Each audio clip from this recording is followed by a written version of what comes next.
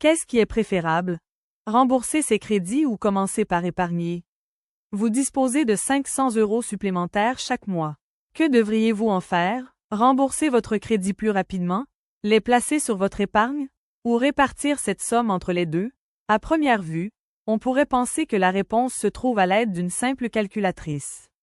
En réalité, le taux d'intérêt de votre crédit n'est qu'un des éléments à prendre en compte.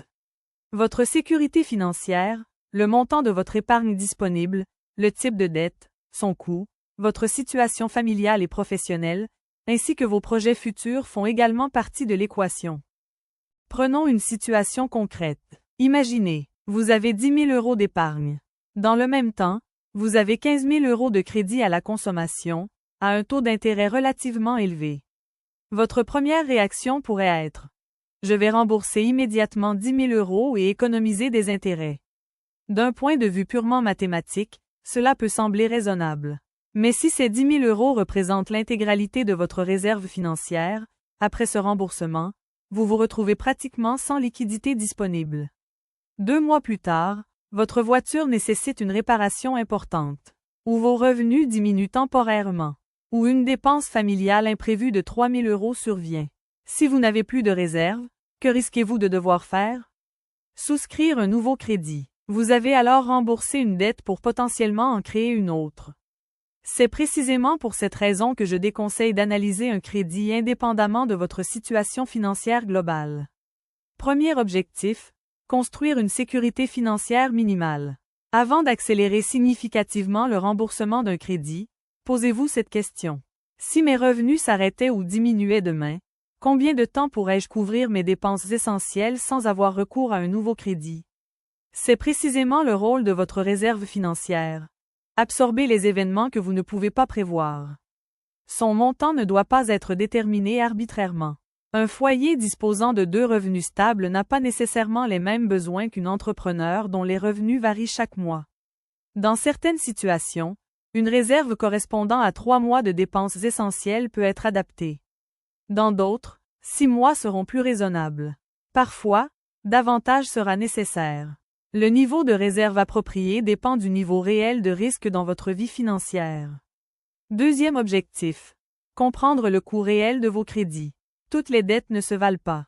Un crédit renouvelable à taux élevé et un crédit immobilier à faible taux fixe ne devraient généralement pas être gérés de la même manière. Pour chaque crédit, notez: capital restant dû, taux d'intérêt, mensualité, durée restante, éventuels frais ou indemnités de remboursement anticipé. Vous pourrez ensuite définir vos priorités.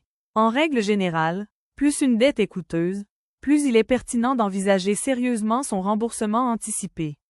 Mais vérifiez toujours les conditions contractuelles ainsi que les éventuels frais ou indemnités avant d'agir. 2 méthodes classiques de remboursement. Méthode 1. Vous consacrez les sommes supplémentaires à la dette ayant le taux d'intérêt le plus élevé, tout en continuant à payer normalement les mensualités de vos autres crédits. Une fois cette dette remboursée, vous transférez la somme libérée vers la suivante. D'un point de vue strictement financier, cette approche permet généralement de minimiser le montant total des intérêts payés. Méthode 2. Vous commencez par la dette la plus faible, indépendamment de son taux d'intérêt. Le premier crédit disparaît relativement rapidement, puis le deuxième. Cette approche n'est pas toujours la plus optimale mathématiquement, mais elle peut être très efficace sur le plan comportemental. Les résultats visibles entretiennent la motivation. Et une stratégie légèrement moins optimale, mais suivie pendant 3 ans, peut produire de bien meilleurs résultats qu'une stratégie parfaite, abandonnée après 2 mois. Quelle stratégie vous permettra de profiter de votre argent aujourd'hui tout en construisant votre sécurité financière de demain? La réponse dépend de vos objectifs financiers à court, moyen et long terme, mais aussi de vos projets familiaux et professionnels.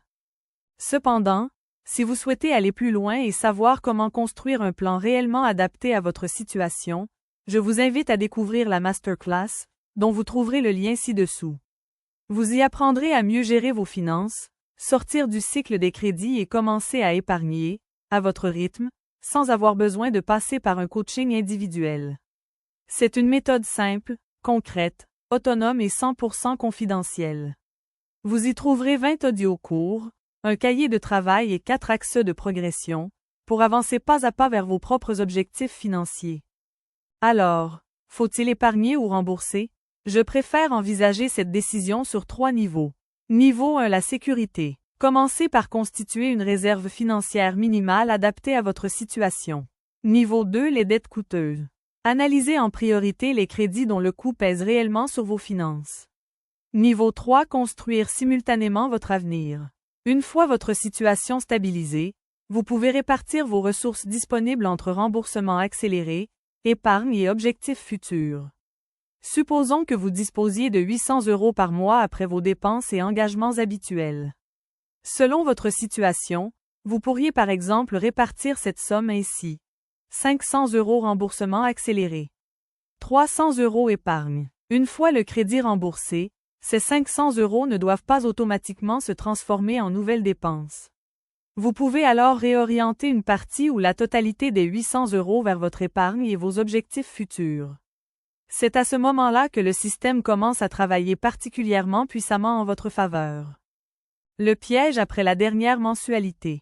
Imaginez que, pendant 4 ans, vous ayez payé une mensualité de 650 €. Le crédit prend fin. Théoriquement, vous disposez désormais de 650 € supplémentaires chaque mois. Pourtant, 1 an plus tard, vous n'avez pas épargné les 7 800 € correspondants.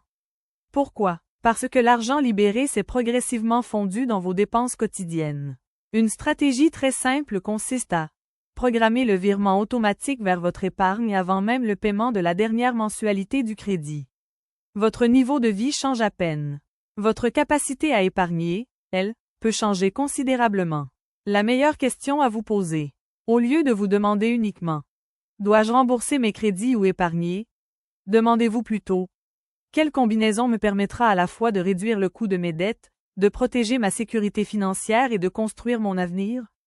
Une bonne décision financière ne cherche pas uniquement le meilleur résultat mathématique. Elle doit aussi pouvoir résister à la vraie vie. Je vous remercie d'avoir écouté cet article et j'espère que son contenu vous aura été hautement bénéfique. J'aimerais également vous demander un petit service.